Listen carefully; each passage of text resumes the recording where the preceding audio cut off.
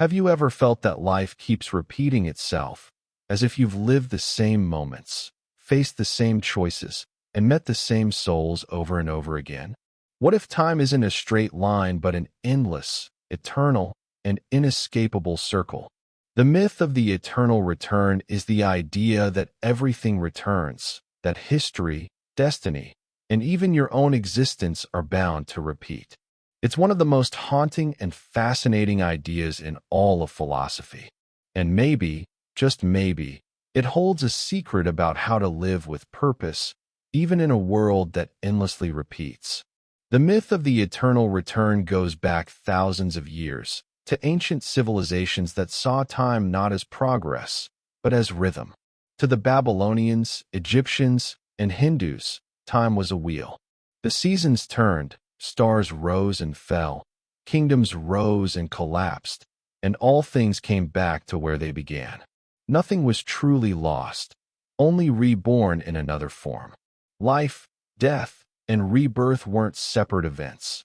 They were stages of a single, repeating dance. But then came modern man, the man who saw time as linear. We started to believe in progress, in history moving forward, in the idea that the future would be different from the past.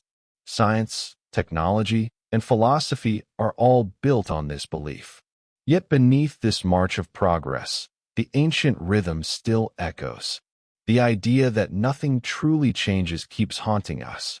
Because deep down, we sense it. Our lives are patterns. We wake, work, love, suffer, and dream. Again and again. No philosopher captured this haunting truth more powerfully than Friedrich Nietzsche. He didn't invent the idea of eternal return, but he turned it into a psychological test, a spiritual challenge. Nietzsche asked a question that still cuts to the bone. What if one day, a demon were to tell you that this life, as you now live it, you must live again and again, infinitely many times, with every pain, every joy, every mistake, every breath, the same? Would you collapse in despair, or would you say yes? Would you bless your existence so completely that you'd want to relive it eternally? That question, Nietzsche said, is the ultimate measure of your spirit. Eternal return isn't just a theory about time, it's a mirror for your soul. It asks, are you living in such a way that you would willingly repeat this life forever? Are you awake, or are you drifting in cycles you never chose? But what if the myth is more than metaphor? What if reality itself is cyclical? In modern cosmology, some theories suggest that the universe expands and contracts in endless cycles. Big bang, big crunch, and then another bang again. In Hindu philosophy, time is divided into yugas, great cosmic ages that repeat endlessly, each one reflecting the rise and fall of consciousness itself. Even in nature, everything is cyclical: birth and decay, growth and death, day and night, inhale and exhale. Maybe the universe breathes just like we do, and we, being part of it, can never escape its rhythm. The question is not whether the cycles exist, but whether we're conscious within them. Think about your own life. How many times have you found yourself in the same kind of relationship, the same argument, the same fear, just with different faces and different settings? We repeat patterns, not because fate demands it, but because consciousness is slow to awaken. The eternal return isn't punishment, it's opportunity. Life keeps repeating lessons until we learn them. The circle becomes a spiral when awareness enters it. Ancient mythologies understood this well. The serpent that eats its own tail, the Ouroboros, is not a symbol of destruction, but of renewal. It means that every end is also a beginning, every death a hidden birth. The same symbol appears in alchemy, in Egyptian temples, and in the visions of mystics across centuries, all pointing to the same truth. Life returns not to trap us, but to refine us. Each turn of the wheel offers another chance to awaken. Nietzsche's challenge, then, isn't to escape the cycle, it's to affirm it. To live in such a way that even if time were to repeat forever, you would still embrace it. That's not fatalism, It's the deepest form of freedom. Because once you accept that everything returns, you stop waiting for a better future. You start living fully, now, in this very moment.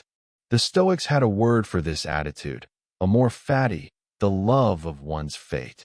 It means saying yes to all that is, not just the pleasant parts. It means recognizing that the pain, the boredom, the heartbreak, all of it is part of a cosmic rhythm that shapes your soul. You can curse the cycle, or you can dance with it.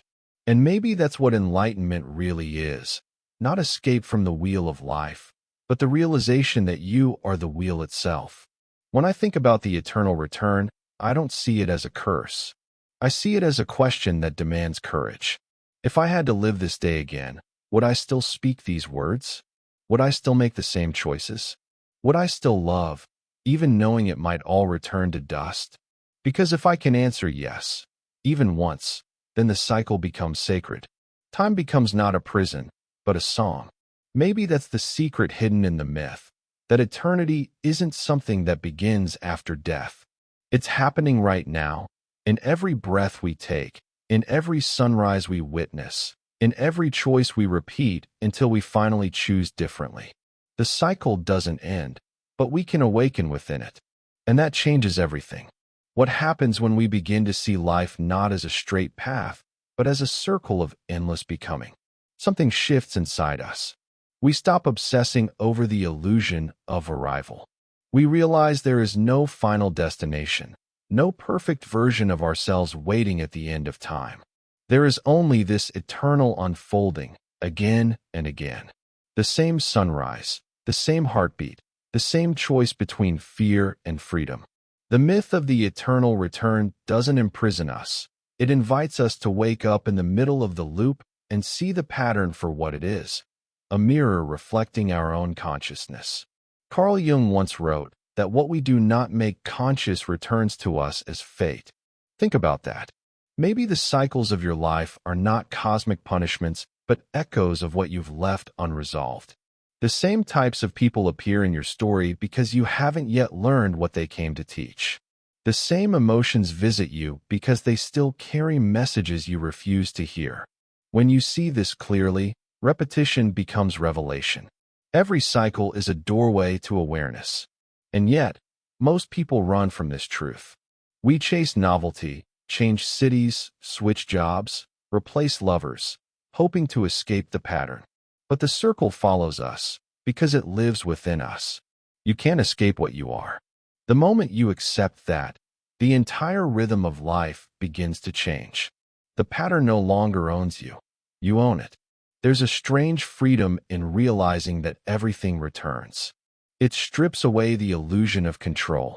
You begin to act not because you believe you can manipulate the future, but because you recognize the sacred weight of the present.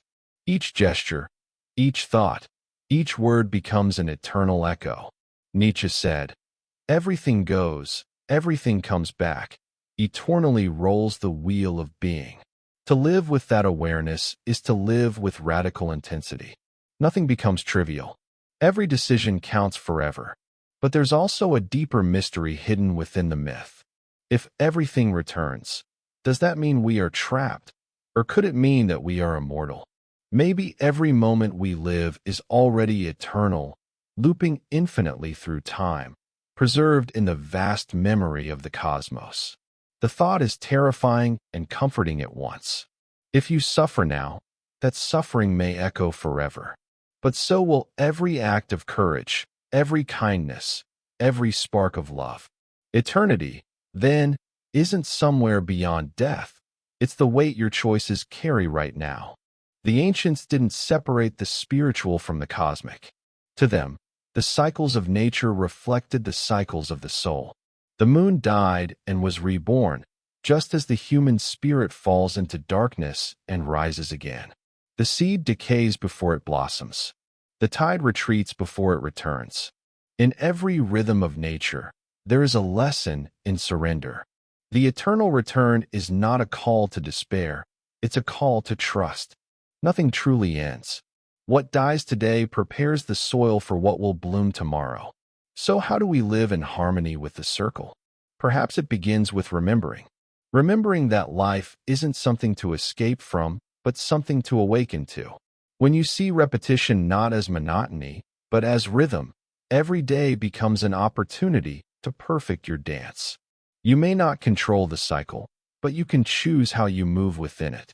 You can choose grace over resistance, awareness over sleep. Some traditions teach that when consciousness fully awakens, the cycle transforms.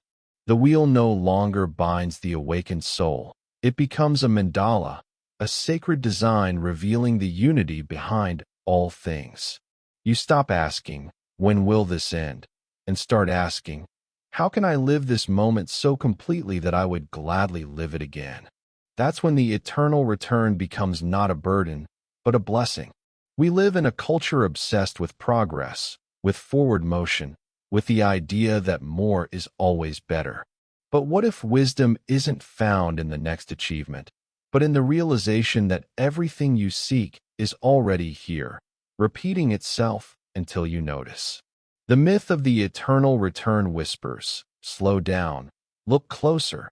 Everything you've ever longed for is already happening, again and again." When you watch the sunrise tomorrow, know that you've seen it before. Not just yesterday, but across lifetimes of remembering and forgetting. When you feel love, recognize it as the same current that has always moved through you, the same force that drives stars to burn and rivers to flow. When you suffer, know that even this pain has returned countless times. And yet here you are, still capable of compassion, still capable of beginning again. That is the miracle of the cycle. So maybe the question isn't whether you can escape the eternal return. Maybe the real question is, can you live in such a way that you would want it to return? Can you embrace each repetition as a sacred echo of eternity? Because in the end, the myth isn't about time at all. It's about presence, about waking up fully to the now, so that even if the wheel of existence spins forever, your awareness remains still at its center. The circle turns, but the awakened soul watches calmly, smiling, knowing that nothing is ever truly lost. And maybe that's the ultimate truth. The eternal return isn't punishment. It's grace disguised as repetition. It's the universe giving you infinite chances to live with depth, to love without fear, to awaken without end. Would you want this moment to return forever? If your answer is yes, then you've already stepped beyond time itself. If this reflection stirred something in you, share your thoughts in the comments. What does the idea of eternal return mean to you? Could you embrace your life if it repeated forever? And if you found meaning in this exploration, don't forget to like this video and subscribe to the channel. Because some ideas, like the eternal return, deserve to be revisited again and again.